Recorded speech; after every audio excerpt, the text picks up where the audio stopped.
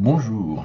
Aujourd'hui, ma pensée va se tourner vers une question importante dans la société d'aujourd'hui, c'est quels sont les principaux défis environnementaux auxquels le monde est confronté aujourd'hui et pouvons-nous y faire face en tant que société? Déjà, il faut énumérer les défis environnementaux, il faut les connaître, faut savoir observer. Par exemple, il y a le changement climatique. Eh ben oui, les émissions de gaz à effet de serre ont bouleversé, entre guillemets, le climat.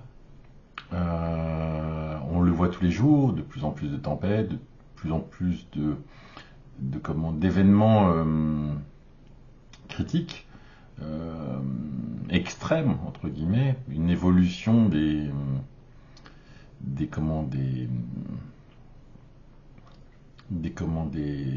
événements climatiques, une augmentation, une répétition, de nouveaux événements aussi. On a la perte de biodiversité. Ben oui, la pollution, la surconsommation a participé à la suppression des espèces animales et végétales. Dans notre façon de consommer de tous les jours, en fait, l'utilisation de pesticides abusifs, voilà, ça y contribue. Après, la pollution de l'air, de l'eau et du sol, forcément. La surconsommation et la production de déchets est un défi environnemental et l'épuisement des ressources naturelles. Elles sont listées, hein. Je les prends pas par. C'est pas moi qui les ai énumérées. Donc, ma pensée, c'est à la lecture de ces mots, c'est la prise de conscience, même si je suis pas idiot, hein, je sais forcément que la société moderne, entre guillemets, a détérioré son habitat, entre guillemets. Mais là, c'est un constat, point barre. Voilà, on a fait ça, on a fait ça, on a fait ça. Bienvenue dans le monde moderne. Et c'est notre faute. C'est pas la nature qui a décidé de s'appauvrir, c'est l'humain qui a appauvri la nature. C'est pas d'un coup la température augmentée pour le plaisir d'augmenter, c'est parce que l'activité humaine a des conséquences. Donc, il faut forcément prendre conscience, donc la pensée réalise que ces mots sont violents, entre guillemets, sont importants,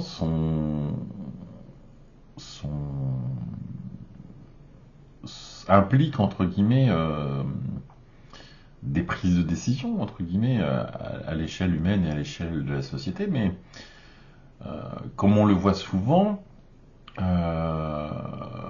l'humain, entre guillemets, est responsable à son échelle, mais la société l'est aussi. Mais qui est responsable de la société? Est-ce l'humain? Est-ce les dirigeants? Déjà, on peut se dire, les dirigeants votent des lois pour contraindre les citoyens dans leur quotidien à, entre guillemets, obéir. Mais elle contraint aussi les entreprises. Elle contraint aussi, elle peut contraindre, entre guillemets, tout le monde. Après, c'est juste que quelle est la chose qui l'emporte, entre guillemets, sur ces décisions humaines ou sociétales? C'est-à-dire, est-ce que le fait que, par exemple, je fasse attention quand je me lave les dents de pas trop souvent faire couler l'eau pendant que je me brosse les dents est un acte, alors on va dire citoyen peut-être, je sais pas, hein, mais c'est surtout une conscience que l'eau n'est pas inépuisable et qu'il faut y prêter attention. Donc, par exemple, pourquoi je prends plus de douches que de bains? Bah, parce qu'un bain consomme beaucoup plus d'eau qu'une douche.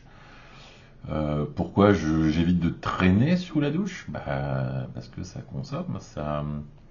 Alors, je peux me permettre de consommer un mètre cube d'eau, hein, vu le prix d'un mètre cube d'eau, mais la raison veut que je sois attentif à cette ressource.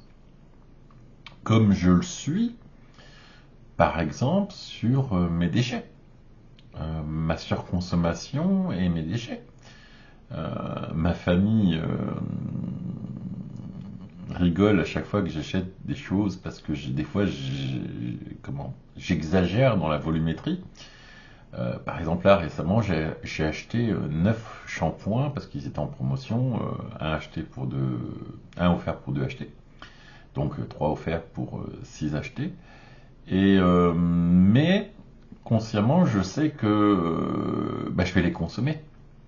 Je vais pas les jeter. C'est pas un article dont j'ai fait une surconsommation en fait. J'ai acheté une certaine volumétrie correspondant à des besoins sur une certaine durée. Mais par exemple, j'ai fait des erreurs d'achat impulsif entre guillemets en quantité. Par exemple, une fois j'ai acheté du ketchup en grande quantité. Je ne l'ai pas totalement mangé, bah oui. Donc un tort, j'en ai acheté. Très mauvaise idée, très très mauvaise idée. Et je n'aime pas jeter. J'aime bien jeter les déchets, des emballages. Voilà, je fais attention. Moi, j'ai par exemple un sac dans ma cuisine dans lequel je mets tout ce qui est plastique et carton, en dehors de ma poubelle qui me sert à jeter le reste. Et voilà, j'essaye de trier, alors je vais pas dire au maximum, parce que je pourrais optimiser entre guillemets mon tri de déchets et par exemple faire plus attention à moins jeter d'emballage dans la poubelle plastique et bien les mettre dans le. Mais après, quand celui-ci est, par exemple, là j'ai eu un petit sachet où dedans j'avais de la viande et que j'avais du sang entre guillemets, voilà, je sais pas comment on décrit ça, du jus de viande, je sais pas. Bref. Donc, est-ce que je dois le mettre dans les déchets recyclables ou dans les déchets, le reste des déchets? Est-ce que je dois le rincer? Est-ce que je dois pas le rincer? Il y a déjà, je pense, un manque de connaissance de comment bien recycler. Mais j'essaye, voilà, j'essaye. Ça me coûte pas grand-chose d'essayer de recycler. Au pire, si je ne recycle que des cartons et des plastiques d'emballage, c'est déjà ça. J'essaye de participer et je me pose la question de, tiens, devrais-je lire un peu plus sur ce que je peux aussi recycler? Je recycle mes verres, par exemple. Les verres, je ne les mets pas à la poubelle, je les apporte au container, sauf bien sûr les verres cassés, puisque normalement je crois qu'il ne faut pas déposer les verres cassés dans les containers, je crois. Mais ils se cassent forcément quand on les met dans les containers le plus souvent, mais voilà, je crois, je sais plus. Bon, bref, j'essaye de participer à mon niveau. Alors, on peut toujours faire mieux. On peut toujours faire mieux, faut se le dire. Mais le faire à mon niveau implique-t-il que la société fait l'effort? Est-ce que l'effort d'un individu contribue à l'effort de la société? Je dirais plus la prise de conscience permet de faire un effort. Bon, après, les efforts sont pas fins, hein, ils contribuent, hein, puisque les usines de recyclage et d'incinération existent grâce en fait au tri, et on trie plus facilement que l'on ne le brûle aujourd'hui. On a réduit entre guillemets voilà, certains déchets qui pouvaient être recyclés. Donc on peut se dire, pour la ressource naturelle, on pourrait faire pareil. Par exemple l'eau, bah oui, quand je me lave les dents, je fais attention à réduire ma consommation d'eau. Je fais attention dans ma consommation, mais pas forcément, puisque quand j'achète des vêtements, est-ce que j'achète des vêtements équitables, conçus dans le respect de. Eh ben, pas forcément. Je fais pas attention forcément à l'étiquette et à l'origine du produit. Donc je pourrais faire un effort, mais pour moi cela a un coût et la réflexion va se poser à quel moment le coût est un frein pour l'environnement, entre guillemets. Je pense que sociétalement, euh, ça a un coût et je pense, on se pose la question de où mettre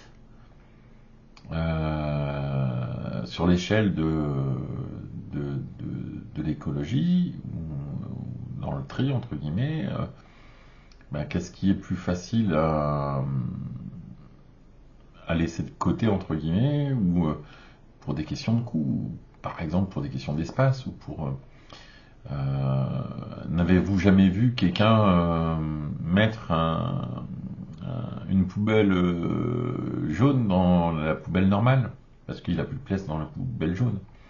Ou n'avez-vous pas vu des éboueurs qui finalement mettent tout dans le même conteneur, dans la même partie du camion, ou je sais pas, ou voilà, ou la femme de ménage qui récupère les poubelles recyclées puis qui les met dans les mêmes poubelles que les poubelles normales. Le coup, la flemmardise, voilà, il y a ça aussi. On est flemmard, hein, il faut se le dire, hein, puisqu'on ne fait souvent pas l'effort de trier correctement, de s'investir, mais peut-on s'investir totalement? Ça, c'est une autre question. C'est-à-dire, est-ce que je passerai ma journée pendant 2 heures à trier mes déchets? Ça, je ne le pense pas. Je pense que je les consacrerai plus à mon nombril, entre guillemets, mes loisirs, mon bien-être, que, entre guillemets, comme la corvée du rangement, comme la corvée du ménage, comme... Voilà, c'est bien le terme, corvée. Donc, est-ce qu'au niveau de la société, la prise de conscience est atteint, entre guillemets, un pourcentage assez pertinent pour que l'on puisse se dire ça sert. Voilà. C'est malheureusement un triste constat de se dire que on peut faire plus, mais le fait-on vraiment? Il y a eu Yann Arthus Bertrand a fait deux très bons films sur la planète, ses ressources.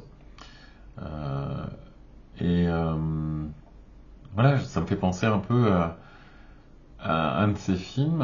Je crois que c'était le premier, Home, ou c'était l'autre, je sais plus. Où il faisait un état des lieux. Donc faisons un état des lieux, c'est oui, bah, les mers sont polluées, l'air est pollué, le ciel est pollué. Y a-t-il une seule chose que nous n'avons pas polluée? Voilà. Et si on en est conscient, bah, est-ce que la réponse est proportionnelle aux dégâts? C'est-à-dire, allons-nous vers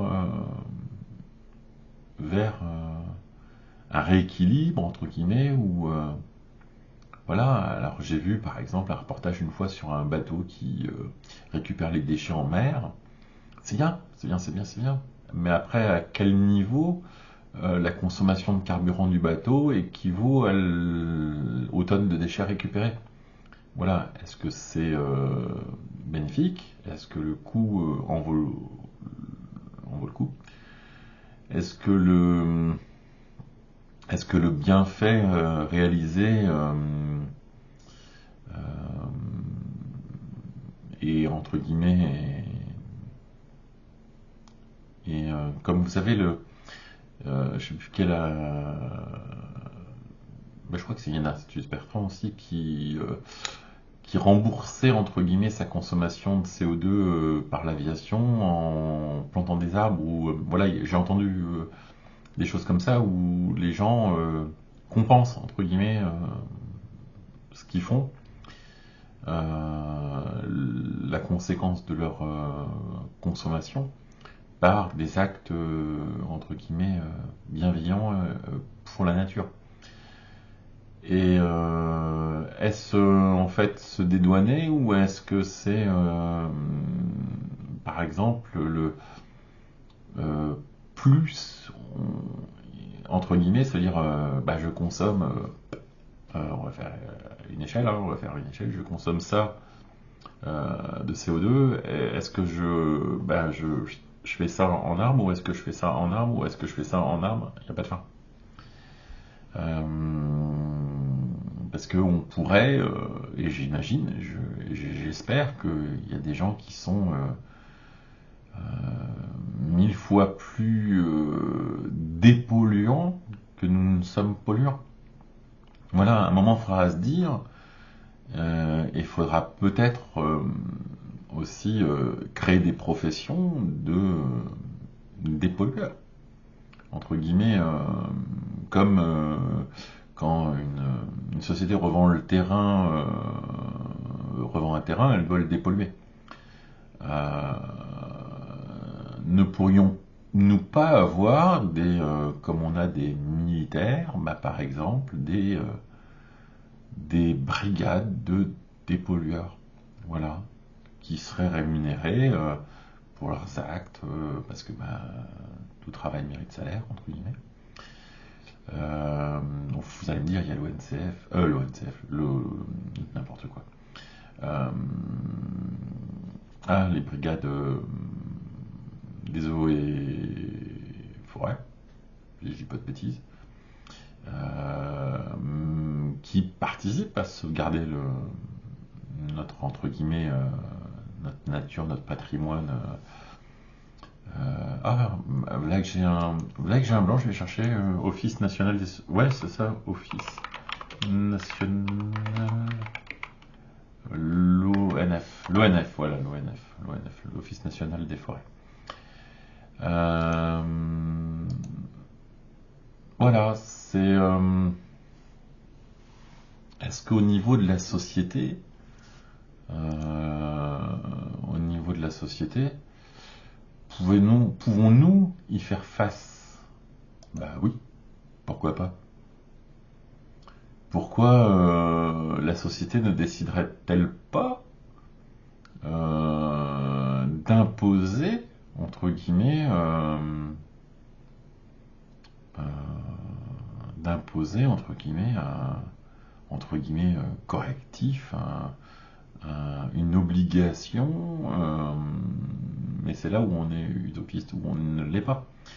La réalité du terrain, c'est que bah, les lobbying ont la main prise sur le pouvoir, entre guillemets, puisque ceux qui polluent, entre guillemets, même les consommateurs, hein, sont bien contents qu'on leur dise pas vous allez payer encore plus pour traiter vos déchets ou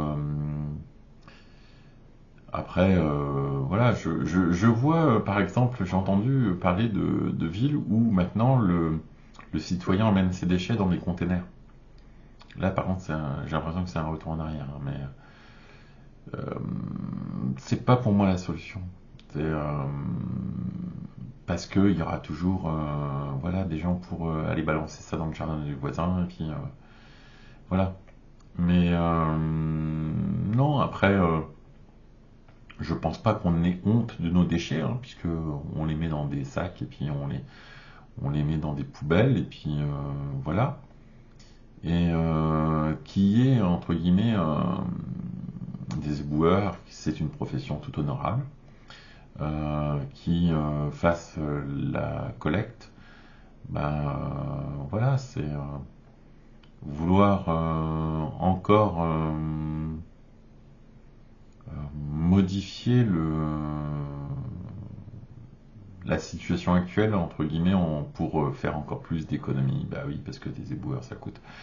Mais en fait, les éboueurs, c'est qui les payons? C'est nous, entre guillemets, c'est les citoyens, via les taxes, via les impôts directs et indirects.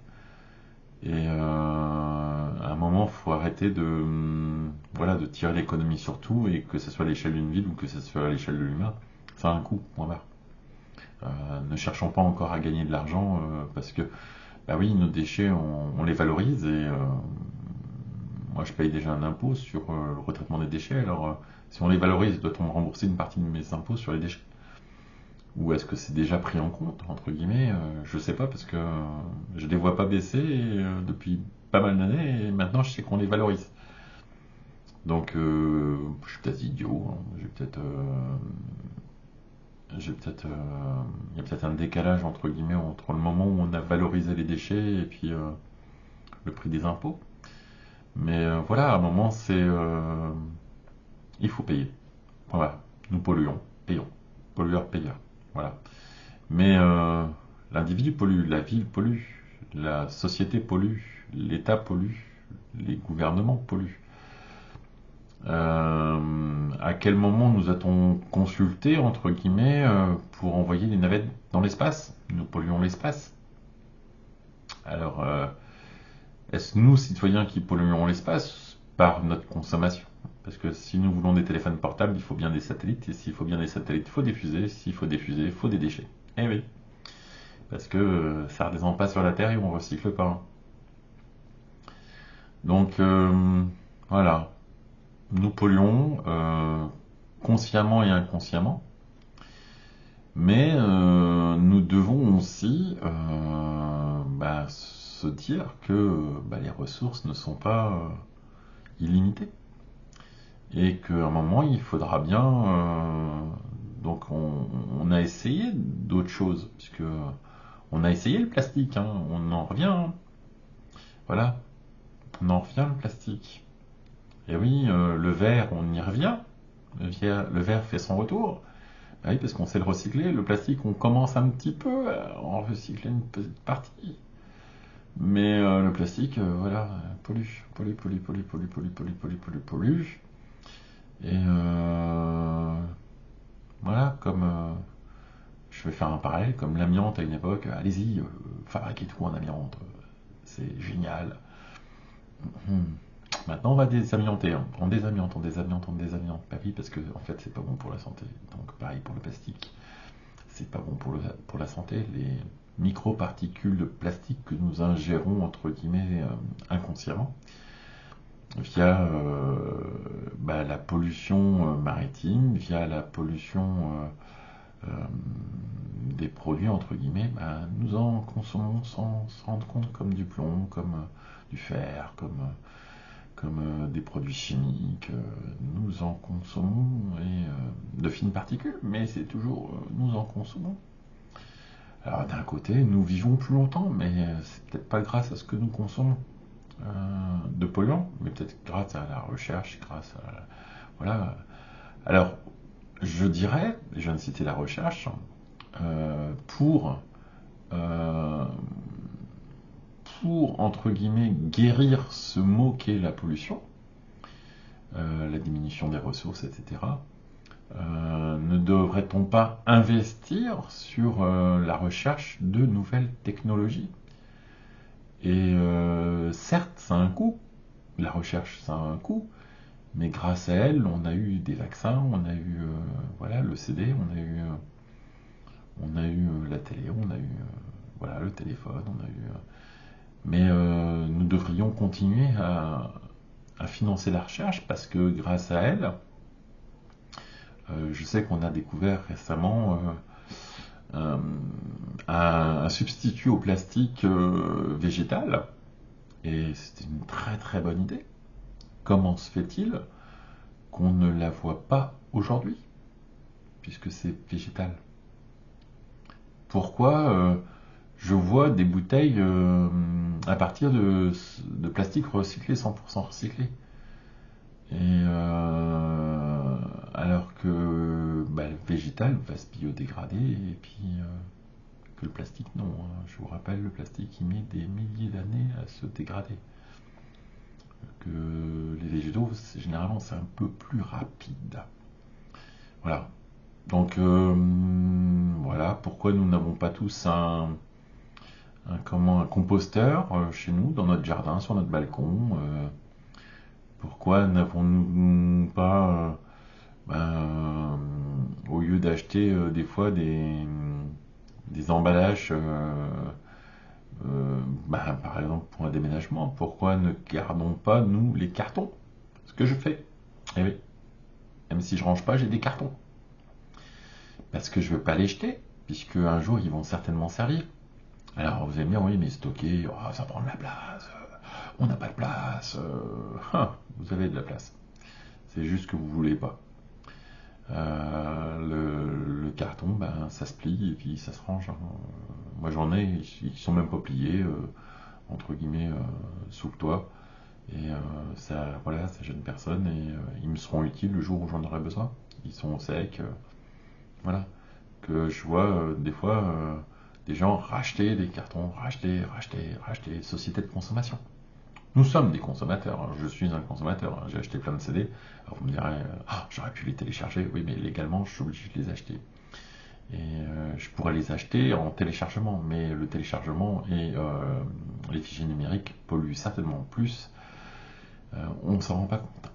Ça, c'est toujours pareil parce qu'on ne le voit pas. Si nous avions la baie de serveur qui nous sert à, par exemple, stocker cette vidéo sur YouTube, la climatisation qui fonctionne, l'électricité qu'il faut pour maintenir le serveur en état de fonctionnement, les serveurs, les baies de serveurs, les usines à serveurs. Si vous saviez que pour votre petite série que vous regardez tranquillement le soir à la télé, tout machin, ça pollue plus qu'un papier et un crayon, eh oui, la réalité. Donc, alors, c'est utopiste de croire que la société peut trouver des remèdes. Si on ne fait pas l'effort, collectivement et individuellement, pour cela.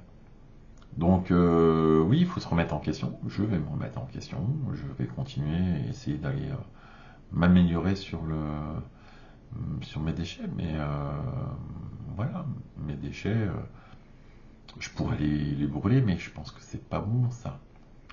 C'est pas légal et puis c'est pas bon. Mais mes déchets verts, voilà. Certains, j'en fais du compost. Ah oui, j'en fais du paillis que je réutilise. Hmm. Alors j'en ai peut-être fait beaucoup. J'en ai encore 3 sacs de 1 m3 qui dorment dehors. Mais voilà, j'ai pas tout jeté. Voilà, il faut penser aussi de temps en temps à recycler. Ne pas. Voilà. Bon, par contre, vous voyez un truc. Alors c'est peut-être de la flemmardise, mais ou c'est peut-être mal fait, ou c'est peut-être encore pas assez répandu ou proportionnel. Le recyclage des bouteilles plastiques. Ah oui, le recyclage des bouteilles plastiques. Faut-il les mettre dans les containers jaunes ou faut-il les emmener dans les box qui déchiquettent ces bouteilles contre une miette d'euro, une miette de centimes d'euros, pour nous donner bonne conscience? Est-ce que la machine n'est pas plus polluante que ce qu'on en recycle? Ouais, il y a un calcul à faire. Je vais pas éternuer, je vais tousser. Si, je vais éternuer, je vais tousser. Tousser. Tousser. Désolé. Mais après, quand elles seront démocratisées, peut-être qu'on ne prendra pas sa voiture pour faire 2 km pour aller déposer une cinquantaine de bouteilles qui vous auront rapporté 50 centimes, mais vous aurez dépensé je sais pas combien d'euros d'essence. Voilà, c'est une bonne question. Est-ce que c'est pas plus vertueux de les laisser dans son container, son bac jaune, et que cela est récolté en très très grand volume et recyclé en très très grand volume que la petite machine qui est, je sais pas. Là, je vous avoue, je sais pas. Donc, mais le problème, c'est que l'information, s'il fallait chercher l'information sur chaque chose que nous devrions recycler, voilà. Je sais qu'à une époque, j'avais voulu participer à un système de recyclage de déchets où c'est nous qui mettions à disposition un entre guillemets container devant notre maison et on faisait point de collecte. Et bah, voilà, il y avait déjà un souci, c'est que normalement vous pouvez rien mettre sur le trottoir devant chez vous, de containers particuliers, de déchets, voilà, de points. Donc j'avais mis par-dessus la barrière avec l'accord de ma proprio un sac qui permettait de récupérer les tubes de dentifrice, voilà. Ça n'a pas vraiment fonctionné. C'est-à-dire en plus d'un an, je n'ai rien récolté, malgré la communication du site sur lequel j'étais inscrit, malgré ma volonté, j'ai mis une affiche, voilà. Ben non. Mm. C'est là où j'ai réalisé que finalement, voilà, les gens s'en foutent, hein, je pense un peu. Nous sommes nombrilistes, voilà.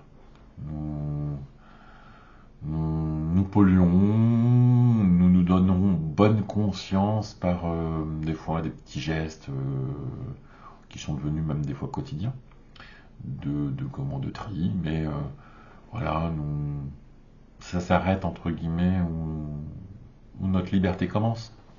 C'est-à-dire, est-ce que je vais trier ou est-ce que je vais regarder une série en VOD? Est-ce que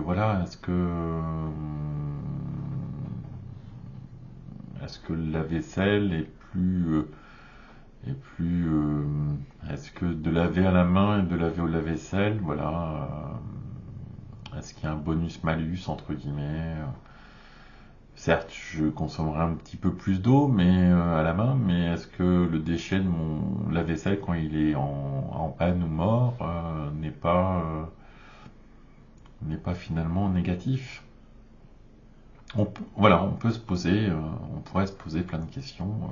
Mes fameux CD que vous avez sur le côté là-bas, en fait, vont mettre des années à se dégrader, et même des millénaires, des centaines de millénaires. Et quoi faire? Quoi faire? Le numérique, est-ce si bon que cela? Voilà. Ou finalement, s'en passer. Mais se passer de la culture, de l'art, voilà. Est-ce que ça. Par exemple, le papier peint qui est moche sur mes murs, est-ce que je consomme et je le remplace? Et qu'est-ce que je fais de l'ancien? Je le jette. Et qu'est-ce qui devient comme déchet? Mais ça l'est pour beaucoup de choses. Ça l'est pour beaucoup de choses. Donc la question des ressources est ben, une triste réalité de la société. C'est ce qu'on cache un peu, comme nos pauvres, on les cache un petit peu, ben, nos déchets, on les cache un petit peu. Euh, on ne veut pas y consacrer certains s'y consacrent, hein, quand je vois des opérations d'enlèvement de déchets faits par des associations ou par même l'autre fois je crois que c'était les chasseurs qui enlevaient les déchets dans la nature, je sais plus où, et comme les écoles, hein, ou comme des fois, est-ce que par exemple ne pourrions-nous pas je ne sais pas si ça existe, mais par exemple, au lieu de nous condamner à 1 point et 45 euros d'amende, ou 3 points et 90 euros, ou je sais quoi, ben, ne pourrions-nous pas condamner l'automobiliste qui enfreint la loi à une peine d'écologie? Est-ce que nous pourrions pas mettre ça en place? C'est-à-dire que, par exemple, vous avez commis un délit de grande vitesse, bah, vous êtes condamné à travailler 1 mois comme éboueur pour la société. Voilà. Ou 1 mois comme dans une recyclerie ou dans une association qui recycle entre guillemets vêtements, matériaux ou voilà. Euh, nous pourrions faire cela. Pourquoi pas? Pourquoi je pense qu'il y a déjà des petites peines comme ça qui existent, mais mettons-le à plus grande échelle. Voilà, au lieu de mettre des radars qui systématiquement, dès que vous dépassez de 6 km/h, paf, l'amende, ben, au lieu d'une amende fiduciaire, bon, après, voilà, l'argent, l'argent, l'argent, l'argent, le culte de l'argent et de la consommation. Et ne devrions-nous pas mettre ça en place voilà, à la place? Nous dire, ben voilà, quand vous avez une amende, vous payez, et je suis sûr que peut-être que des gens préféreraient payer en temps et en heure 10 fois plus qu'une amende de 90 €. Parce que ça serait valorisant, ça serait justifié, ça serait bon pour la planète. Que voilà. Après, je sais pas à quoi est utilisé l'argent des recettes des radars. Oui, refaire la chaussée, repolluer, etc., etc., etc., entretenir, mais je pense pas que tout soit utilisé pour ça. Voilà, je rêve. Donc voilà, on pourrait se poser la question, posez-vous la question, qu'est-ce que vous pouvez faire à votre échelle et pouvez-vous le rehausser, entre guillemets, votre contribution à la sauvegarde des ressources et au tri et voilà, à votre échelle, ben, plus utiliser de pesticides, plus utiliser de produits nocifs, entre guillemets, voilà, toxiques. Voilà, forcément, parce que les produits, c'est tout con, mais la bombe insecticide contre les araignées est nocive. Et puis une araignée sert à l'écosystème. Donc vous prenez un verre, une feuille de papier, vous mettez l'araignée dans le verre, vous mettez le verre autour de l'araignée plutôt, voilà, vous chopez l'araignée comme ça, et puis vous mettez la feuille juste pour éviter qu'elle sorte du verre, puis vous la rebalancez dehors. Ben oui, voilà, vous avez pas tué une bête. C'est génial que de sortir votre insecticide et puis en mettre partout, et puis voilà, déjà vous polluez le cerveau, et puis en plus vous polluez l'air de vos enfants qui jouent dans la même pièce que l'araignée. Voilà. Bref. Donc c'est un exemple, mais voilà, est-ce que... alors certes, le plastique, voilà, rappelez-vous les sacs plastiques et les poches qu'il y avait dans les grandes surfaces en quantité illimitée il y a 20 ans. Et des fois, l'achat d'un sac en plastique plus rigide, ben, qui est réutilisé, est bénéfique. Mais finalement, ben, moi maintenant, le plus souvent, si je rachète un sac, voilà, je vais réutiliser plutôt un sac en tissu. Bah oui, ils en font en fibre, etc. Donc ça coûte peut-être 1 €, 1,50 €, mais voilà, c'est déjà un geste aussi pour la planète. Voilà, et puis on peut se dire aussi, pour éviter la surconsommation, vous avez remarqué, dans les grandes surfaces, maintenant, il y a un petit rayon, il y a une petite armoire réfrigérée où il y a les articles qui sont à date courte. Ben, en prenant ces dates courtes, vous contribuez à réduire les déchets. Voilà, des petits gestes, des petits gestes. Et puis on peut se dire, ben, en faisant 2, 5, 10, 100, ben, finalement on y contribue. Il faudrait voir si la courbe des déchets a diminué voilà, récemment, ou si elle a continué. Est-ce que notre consommation ne nous dépasse pas? Moi, j'avoue que maintenant, je fais attention. Par exemple, je ne prends pas la voiture pour faire un déplacement inutile. Eh oui. Alors, est-ce que le loisir est un déplacement inutile? Voilà.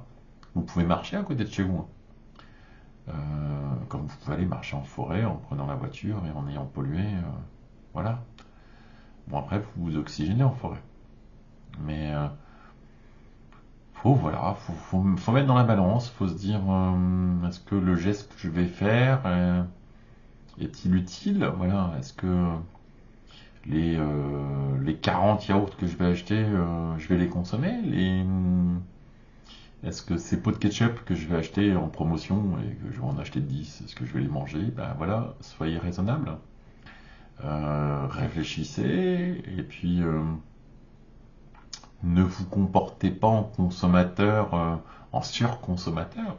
Portez-vous en consommateur raisonné et voilà. C'est-à-dire, c'est pareil, les gens qui prennent 3 douches par jour en ont-ils vraiment l'utilité? Les bains, est-ce que c'est utile? Est-ce que un de temps en temps pour se détendre? Ok, un de temps en temps. Mais voilà, quand je me lave les dents, est-ce que je dois faire couler de l'eau tout le temps? Est-ce que je dois tirer la chasse à chaque fois que je vais uriner 2 secondes? Est-ce que voilà, est-ce que je dois voilà tous les jours ne pas faire un petit effort entre guillemets et peut-être que ces petits efforts seront utiles.